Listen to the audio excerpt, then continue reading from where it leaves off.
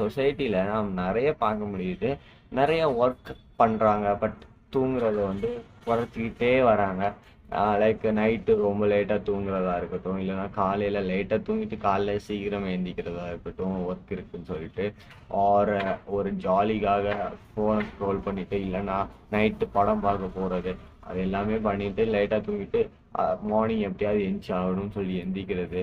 அந்த மாதிரி இஷ்யூஸ் வந்து நான் ஸ்லீப்பை ப்ரையாரிட்டைஸ் பண்ணாமல் நிறைய நம்ம தமிழ்நாடு நான் பார்க்கும்போது நிறைய தமிழ்நாடு பீப்புள்ஸ் வந்து அந்த ஸ்லீப் ப்ரையாரிட்டைஸ் பண்ணாத மாதிரி நான் ஃபீல் பண்ணுறேன்.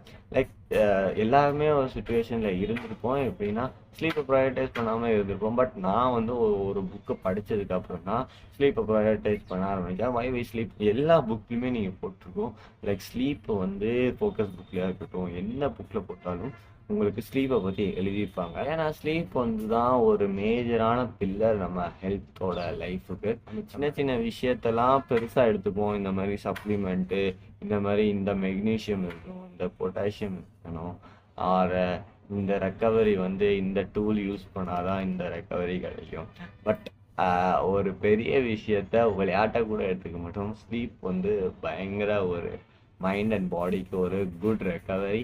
அண்ட் எப்படி பார்த்தாலுமே ஸ்லீப் இல்லாமல் நம்ம மதர் நேச்சரை ஒதுக்குற மாதிரி ஸ்லீப் இல்லாமல் ஒரு 8 ஹவர்ஸ் எதனால எல்லா அனிமல்ஸ்க்கும் நம்ம ஸ்லீப் வந்து அது தூங்காமல் எதுவுமே பண்ணாது. நம்ம ஹியூமன்ஸ் தான் அந்த ஸ்லீப்பை வந்து ரொம்ப கம்மியாக்கிட்டு இருக்கோம். ஷார்ட் ஸ்லீப் ப்ரெடிக்ட் ஷார்ட் லைஃப்னு சொல்லுவாங்க. ஸோ ஸ்லீப் வந்து எவ்வளோ வந்து ஹெல்த் அண்ட் மைண்ட் பாடி ஸ்பிரிட்டுக்கு எல்லாமே ஒரு அடித்தளமாக இருக்கும். நீங்கள் எந்த புக்கை எடுத்து பார்த்தாலுமே ஒரு பேசிக்கான ஒரு ஃபோக்கஸ் புக்காக இருக்கட்டும், பேசிக்கான ஒரு காமான மைண்டுக்கான ஒரு புக்காக இருக்கட்டும், எல்லாத்துக்குமே ஒரு இமோஷனல் ரெகுலேஷனுக்கு எல்லாத்துலேயுமே ஒரு ஸ்லீப்பை வந்து எழுதியிருப்பாங்க. ஏன் ஸ்லீப்பை வந்து ப்ரையாரிட்டைஸ் பண்ண மாட்டேங்கிறோம்னா, ஃபஸ்ட்டு நம்ம வந்து நினைக்கிறோம் ஸ்லீப் இல்லைன்னா ஒன்றுமே ஆகாது, நம்ம ஒன்றும் உடம்புக்கு ஆகாதுன்னு நினைக்கிறோம். பட் அது கிடையாது. இப்போது ஆக்சுவலாக ஒன் டே நம்ம கரெக்டாக தூங்காட்டியுமே நிறைய சேஞ்சஸ் இருக்குது. இம்யூனிட்டி லெவல் வந்து குறையுது, இம்யூனிட்டி செல்ஸ் வந்து குறையுதுன்னு சொல்கிறாங்க. பட் நம்மளுக்கு தெரியாது. அது ஒரு பேட் ஹேபிட்டை கண்டினியூ பண்ணியிருக்கும் போது நம்மளுக்கு எஃபெக்ட் தெரியாது. எப்போ தெரியும்னா கொஞ்சம் வருஷம் கழிச்சு தான் தெரியும். ஸோ ஸ்லீப் வந்து நம்ம தூங்காமல் இருந்தாலும் நம்ம அடுத்த நாள் நல்லா தான் பெர்ஃபார்ம் பண்ணுவோம், நல்லா தான் இருக்கும் எல்லாமே. But how to take care of the sleep. ஏன்னா அது வந்து இப்போ தெரியாது, லாஸ்ட் எப்போ தான் தெரியும். எதனால ஸ்லீப் நம்ம பண்ணாமல் இருக்கிறதுனால தான். யாருமே மெடிக்கல் ப்ரிஸ்கிரிப்ஷன்லேயும் சொல்ல மாட்டாங்க டாக்டர்ஸுமே, லைக் ஸ்லீப் பண்ணுங்க, லைக் சாப்பிடுங்க, அப்படி நல்லா சாப்பிடுங்க அப்படின்னு சொல்லுவாங்க. ஸோ ஸ்லீப்பை பற்றி யாருமே நம்ம சொசைட்டிலுமே பேசலைன்னு ஐ திங்க் ஸோ. அது ஒரு போரிங்கான டாபிக் தான் நினைக்கிறேன். பட் ஸ்லீப் வந்து நீங்கள் வந்து ஒரு பெரிய ப்ரையாரிட்டியாக எடுக்கணும்.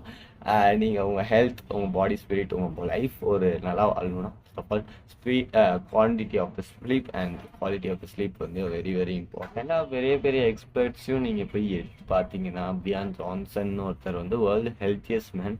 அவர் என்ன சொல்கிறாருன்னா, நான் பயங்கர பெரிய வேர்ல்டு நிறைய செலவு பண்ணியிருக்கேன் உடம்புக்கு, பட் தூக்கம் வந்தால் நான் செலவே பண்ணல, பட் அதுதான் ஒரு மேஜரான பில்லர்னு அவர் சொல்கிறார். மேத்யூ வாக்கராக இருக்கட்டும், யாருமே நீங்கள் ஒரு டாப் செலிபிரிட்டி எடுத்தீங்கன்னா, டாப் ஃபிலோசஃபர் எடுத்தீங்கன்னா கண்டிப்பாக ஸ்லீப்பை பற்றி பேசியிருப்பாங்க.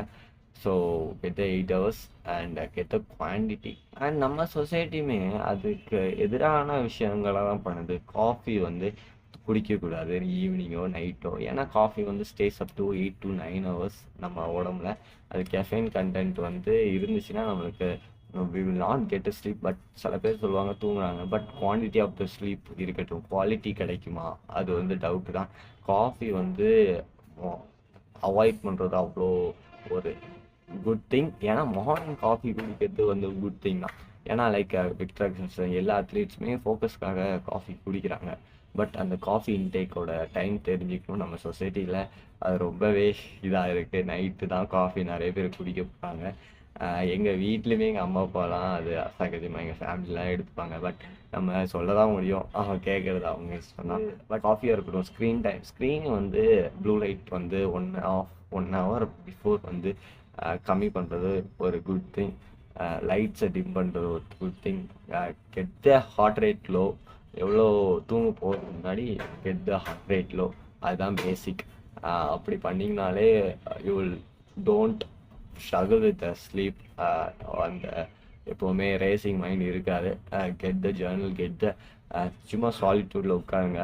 என்ன பண்ணுறதுனே தெரியல ஃபோன் இல்லாமல் சொல்லுவாங்க, பட் ஃபேமிலி கூட பேசலாம். இது get the heart rate low. அப்படி பண்ணிங்கன்னா குட் குவான்டிட்டி அண்ட் குவாலிட்டி கிடைக்கும்.